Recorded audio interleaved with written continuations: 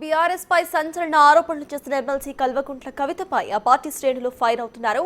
హుస్నాబాద్ లోని మల్లెచెట్టు చౌరాస్తాలో కవిత ఫ్లెక్సీని కాల్చేశారు. హరీష్ రావుపై కవిత చేసిన వ్యాఖ్యలను తీవ్రంగా ఖండించారు.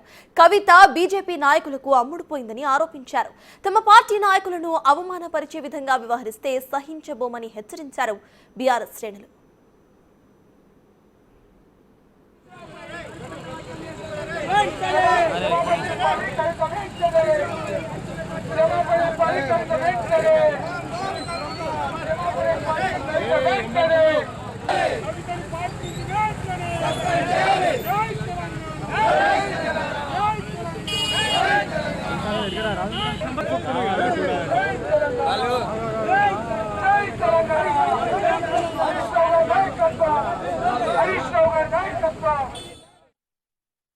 కవితక్క బీజేపీకి అమ్ముడు పోయి బీజేపీ నాయకులు ఆడించినట్టుగా ఇక్కడ ఉన్నటువంటి రాష్ట్ర నాయకత్వం ఏం చెప్తే అది చేయడం,